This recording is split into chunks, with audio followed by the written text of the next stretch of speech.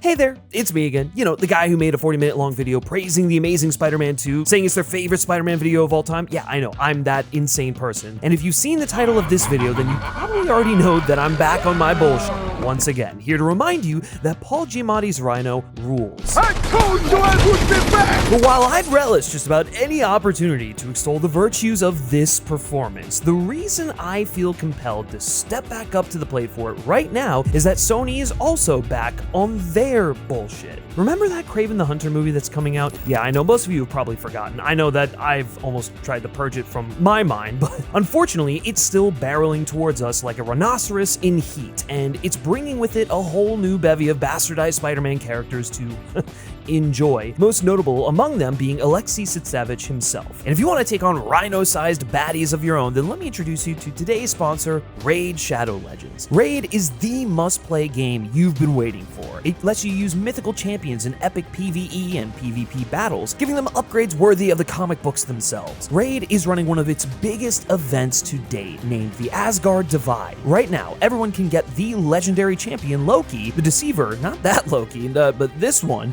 for free, simply by logging into Raid for 7 days between now and October 23rd. Players can then log in for an additional 7 days after that to earn even more rewards and access a second phase of rewards beyond that. The event runs from now until November 22nd. Players can also get 3 other Norse mythology-themed champions via in-game activities, including my favorite, Odin Feyfather, the Lord of the Mountain Hall of Asgard.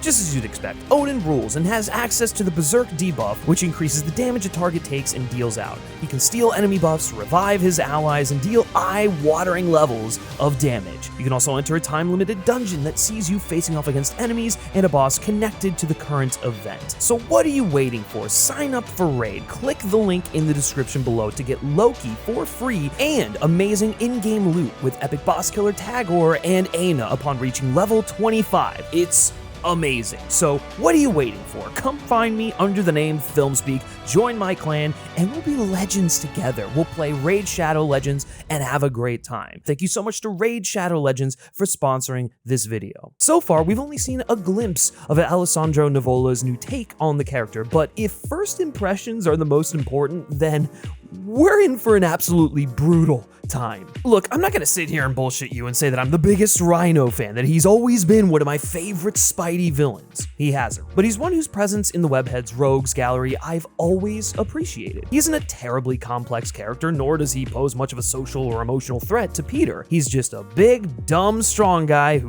wreaks havoc wherever he goes. And sometimes that physical threat is all you need in a Spider-Man story. Someone to remind you how up against the odds Spidey really is and make his job defending the citizens of New York that little bit harder. Rhino's like a reliable pair of shoes or a nice pair of worn-in jeans. They aren't anything fancy and you aren't about to wear them out on a special occasion, but you know, they fit great and you can always throw them on in a pinch. He's not exactly main villain material for a film, but he'd make a solid secondary antagonist, a physical obstacle to stand in Spidey's way. So why am I so concerned by what little we've seen of the character in the Kraven the Hunter trailer? Well, it's because for as much as I appreciate J.C. Chandor as a filmmaker, like seriously, he's really good, it's clear that the studio behind him has become a little too embarrassed of the character of Rhino. As if Paul Giamatti's go-for-broke portrayal of Spidey's horniest, literally, antagonist turned them off from ever embracing the goofy, playful nature of the character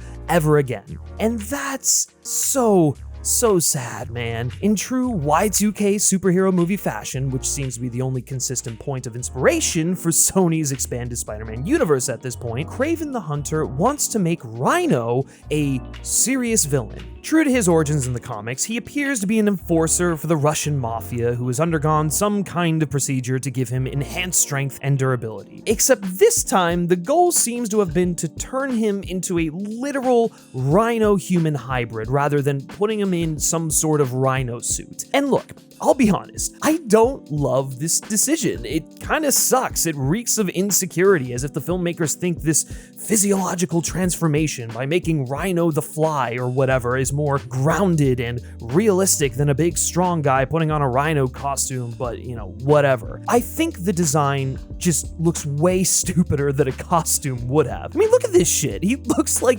PETA that time he painted his face to look like a rock. There have been so many different iterations of the Rhino over the years, it would be a little silly to claim this new interpretation is somehow illegitimate. But what does feel wrong, though, is the characterization of Alexei. Granted, we've only seen a few moments of him, but I think they speak volumes about what we can expect from the character in the final film. The film seems to be taking him far too seriously. Despite how many different versions of the Rhino we've gotten over the years, one of his most defining traits across all of them is his stupidity. The Rhino is not the sharpest horn on the mantle, he's a big dumb idiot. Exactly the sort of guy you'd expect to put on a rhinoceros costume and run headfirst into a building. Quick to anger and hard to reason with, because he doesn't really entertain complex thoughts. He's essentially an animal, completely ruled by emotion and incapable of engaging with thoughts on an intellectual level. A big baby who has the power to level buildings whenever he throws a temper tantrum. But like many of Spider-Man's other adversaries, he's also somewhat sympathetic. A simple-minded man who is used as a bludgeon by powerful people to uphold their power. A power Alexei is not allowed to wield himself, or really ever could wield. He's a tool,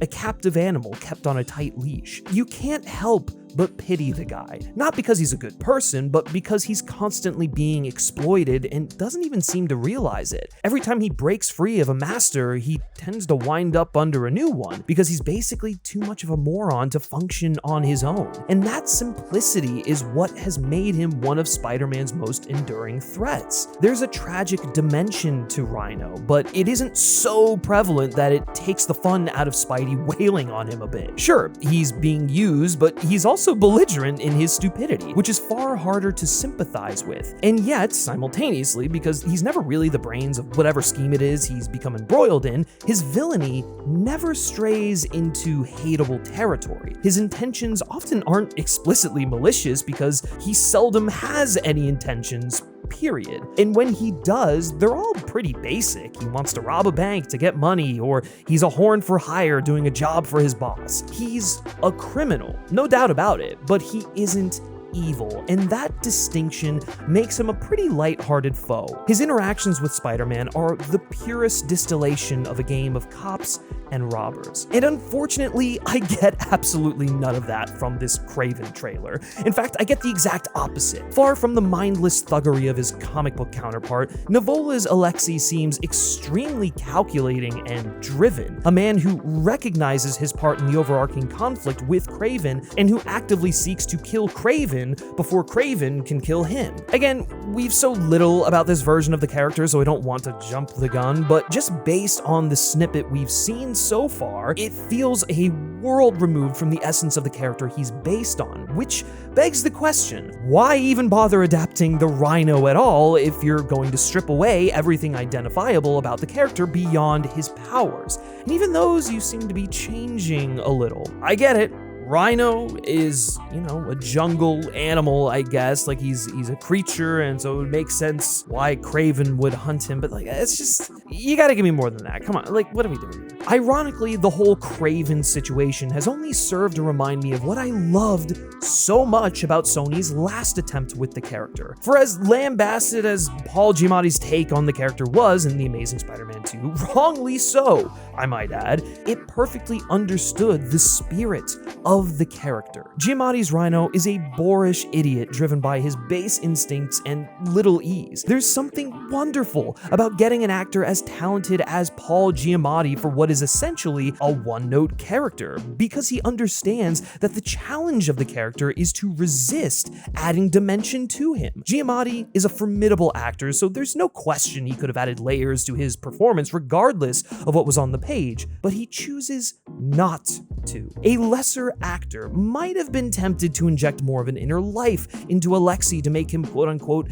a better character, and a lesser director than Mark Webb might have been tempted to encourage that. that. But Giamatti has the humility as a performer to resist the urge because it's simply not right for the character. The Rhino is a joke, a dangerous joke, but a joke nonetheless. It's also more fun to watch than some gritty reinvention of the Rhino. Giamatti is clearly having the time of his life. Like, seriously, if you've watched interviews of him, he speaks very fondly about his time playing the Rhino. He was super passionate about playing this character, and you see it on screen, man. You can't watch this and tell me you aren't having a great time. Come on.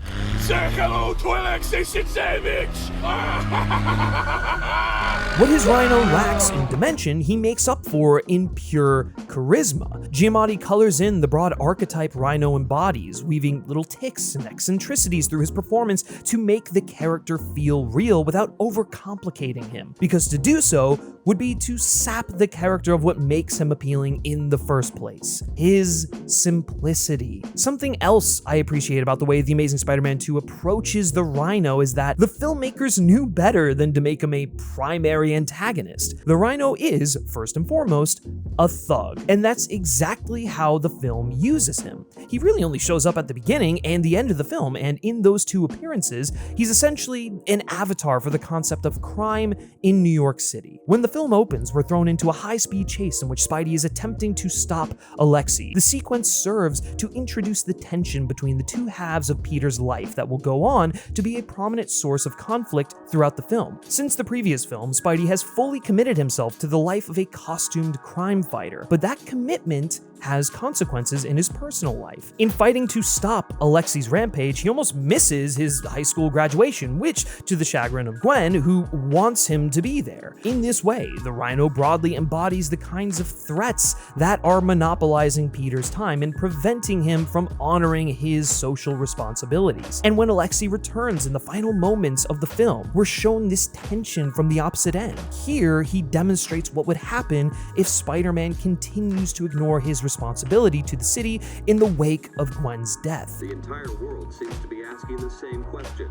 Where is Spider-Man? So, when Spider-Man returns at the end to confront Rhino, it's more than just a simple rematch. It represents Peter's recommitment to his mission to stand between the people of his city and the criminals who attack them. This is such a smart way to deploy this character because it gives his presence in the story thematic weight without burdening the character with unnecessary complexity. This, to me, is the Goldilocks zone for a character like this. The Rhino is a simple character, but remaining true to the fundamental aspects of his characterization doesn't mean his inclusion in the story needs to be mindless. Based on everything we've seen so far concerning the Rhino's role in the film, Kraven the Hunter seems to have taken the opposite approach. Rather than finding a way to utilize the character in a way that complements the themes of the movie without betraying his essence, it seems like they've just completely reworked Alexei into a new character that can better serve as the secondary antagonist to Russell Crowe's Nikolai Kravenov. I could be wrong. I hope I am, but everything we've seen so far suggests the filmmakers